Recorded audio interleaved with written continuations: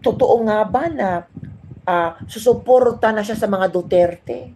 Totoo nga ba na natatakot siya kay VP Sara Duterte? Hoy! Diba?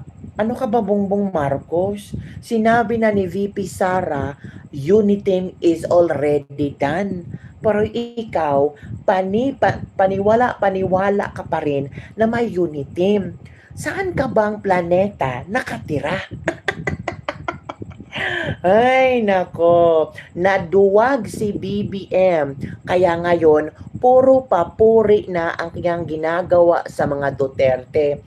At gagamitin niya ang ICC para makakuha ng puso ng mga Duterte at papaniwalain na naman nila na si BBM ay talagang sumuporta sa mga Duterte. Nako, ibang maglaro ang mga Duterte. Yung galaw mo BBM, nabasa na nila. So kahit gagamitin mo ang ICC, papapasukin mo ang ICC or hindi, wala silang pakialam. Kasi sabi ni Pangulong Duterte, kasuhan niyo ako sa ang jurisdiction or saang lugar sa Pilipinas, haharapin ko at hindi ako takot sa inyo. Basta lang ang prosecutors ay mga Pilipino. O, 'di ba? Yan ang sabi ni Pangulong Duterte. So, anong ginagawa na ngayon? Kasi si Dilima, sabi ni Dilima, susuportahan ko ang ICC. Kung papasok man ang ICC, susuportahan ko. Ang Kamara, nagsalita na rin. Iniimbitahan namin si former President Rodrigo Roa Duterte at si Senator Bato at also si ex-Senator Laila de Lima na magsalita at sagutin ang mga paratang at kung ano-anong kaikikan na mga tanong. Sabi ni Brosas. Tapos, sinupalpal sila ni Pangulong Duterte. Ano kayo? Ano kayo, Korte Suprema?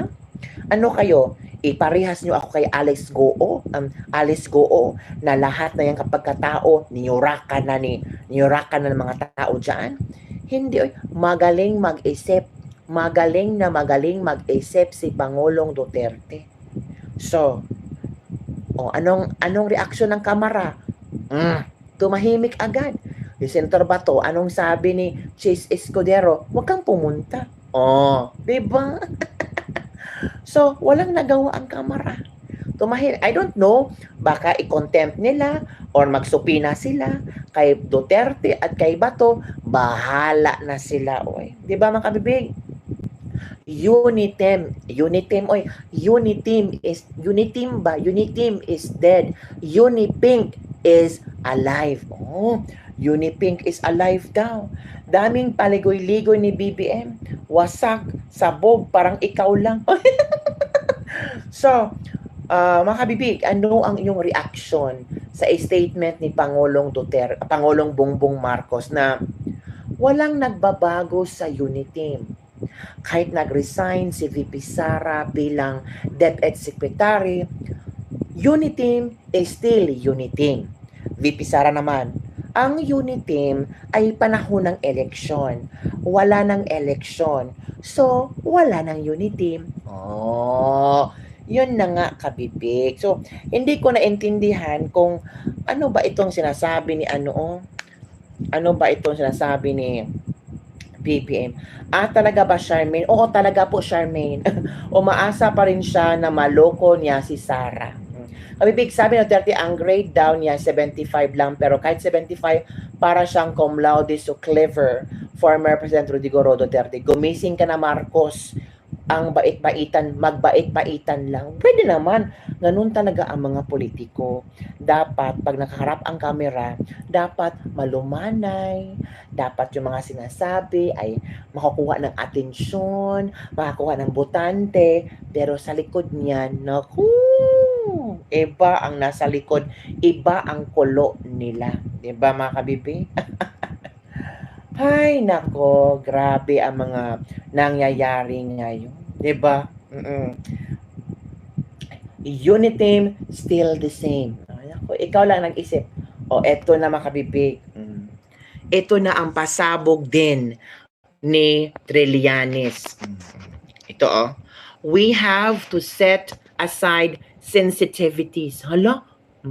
Kailangan daw magkaisa na ang for a larger cause, which is obliteration of the Duterte forces.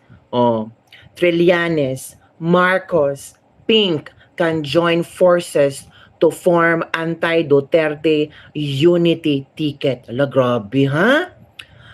Ganun ba sila ka-threaten sa mga Duterte, no? Talagang nanawagan si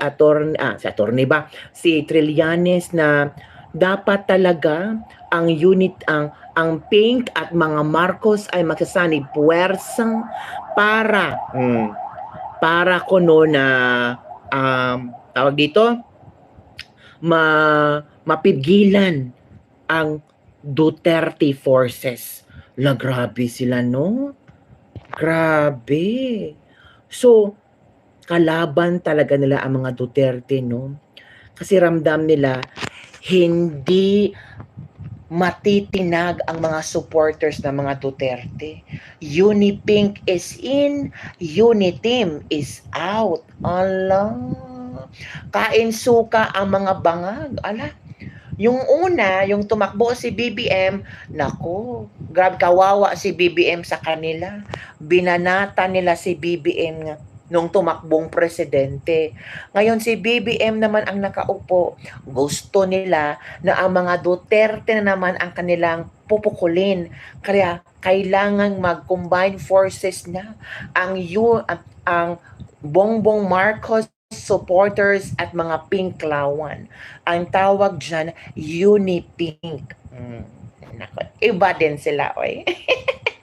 Pwede naman sila mag-combine powers. Sino ba magsabing, pwede sila mag-combine powers. Magkakampi na sila. Noon magkaaway, ngayon magkakampi. Parang laro lang yan. Parang laro ng bata. Text, may panggulo. Ang paso yan. Nako, tawag sa kanila, kain suka, Unipink team. Bitano. Parang ano ba, tawag dito, no?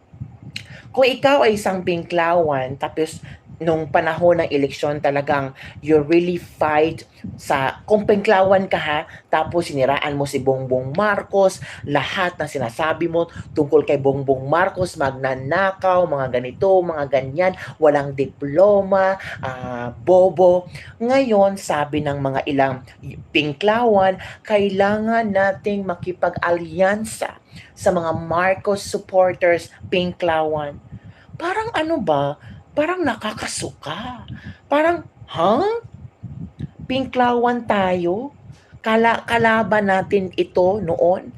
Tapos, itong mga Uniteam, sinisiraan si Leni Robredo? Tapos, aalyansa tayo kay Bongbong Marcos? Anong nangyari sa atin? Nasaan ba yung prinsipyo natin? Nasaan ba yung sinasabi natin na, ang tawag doon? I will educate you. Let me educate you. Unipink is the latest trend. Hoy, ano? Let me educate you. Ano ba yung educate mo dyan? Unipink is the latest trend. Uniteam is out. Unipink is in. Let me educate you. Ganon ba? Ganon ang mga, tawag dito, ganon ang mga estelo nila. Oy, Eva din silang mag-isip, no? Hello, Renaldo Tan Sostento, Misanda Gray, hello, salamat po. Hello, everybody watching from Dubai, Annalisa Torres. So, okay lang ba sa inyo ang Unipink? Sasali ba kayo sa Unipink? Gusto kong malaman ha. Shout out po sa pamilya ko sa Davao City from Annalisa Torres. Sasali ba kayo sa Unipink? Comment below ha. Gusto kong malaman kung sasali ba kayo sa Unipink. I don't know kung ang Pinklawan ay gusto ring sumali sa Unipink. Pero, alam niyo naman, pag kung ano ang sinabi ng kanilang leader, they have to follow the leader. Diba? Yo kabibig, MS watching from Team Bangag, from Wildcat. No, naku, takot-takot ang triling. Sabi nila, ano mga kabibig, sasali ba kayo sa Unipink? Kasi nananawagan si Trillanes na kailangan magsanib puwersa ang Marcos supporters at ang Pinklawan para hindi talaga makapasok ulit ang mga Duterte, para hindi manalo ang mga Duterte sa pagiging senador. At dahil mga kabibig, at dahil ayaw nilang manalo ang mga Duterte, nako, si Franz Castro mga kabibig. Ano niya kay Franz Castro? Tatakbong senador. Oo mga kabibig, grabe. Si Franz Castro tatakbong senador, 'di ba? Kasi ayaw nila na makapasok ang mga Duterte, kaya tatakbo siyang senador. Ay, ewan ko. Ay, ano nangyari kay Franz Castro? Ewan ka, bibig. Anong nangyari kay Franz Castro kung bakit siya tatakbong senador? Sabi ni Franz Castro, kailangan nating education reforms. Oh, iba ha? Education reforms. Mas lalo nating patitibayin ang edukasyon pag nakaupo akong senador. Oh, kahapon lang or the other day, sinabi ni Franz Castro na yung mga Duterte na yan, ginawa nilang negosyo ang politika. Oh, pero ngayon, sabi ni Castro, tatakbo akong senador kasi gusto ko na marepormahan ang ating edukasyon. Oh, naguguluhan ako, oy. 'Di ba? Sabi niya pag tumakbo mga Duterte, parang ginawang negosyo ang politika. Tapos ngayon, sabi niya, si Franz Castro, tatakbo akong senador. Ganoon pa din, no? Parang, kung ang sinabi mo, ang mga Duterte ginawang negosyo ang politika, ikaw din. Kasi tatakbo ka rin senador. Pero ang sinabi mo lang, education reform. Para daw may bagong oposisyon na tatalo sa mga Duterte. Uy, ano ba? Tatakbo ka lang para talunin ang mga Duterte? Anong klaseng politiko yan? Diba? Tatakbo lang ang mga politikong ito para talunin ang mga Duterte. Akala ko tatakbo kayo para sa sabay ng Pilipino. At akala ko tatakbo kayo para sa pagbabago sa Pilipinas. Pero tatakbo pala kayo para talunin lang ang mga Duterte. Huwag na lang po kayong tatakbo. Kasi hindi pala kami ang makabenepisyo. Diba? Grabe, desperado talaga. Desperate silang lahat. Gusto rin niyang magnegosyo from Rosie Albia Vlogs. Diba mga kabibig? Talagang as in, desperado silang sirain ang mga Duterte. Threaten silang manalo si Digong, si Baste, at si Pulong.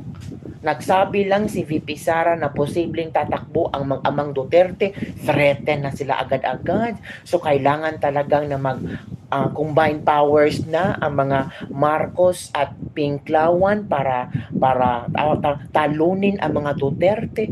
Parang, ano ba? Ganun ba kalakas ang mga Duterte? Akala namin hindi na sila relevant. Akala namin maraming loyalista kumpara sa DDS. Pero bakit ganun kayo katakot? Ganun kayo ka-threaten? Diba? Naku, kabibig. Kaya nga, parang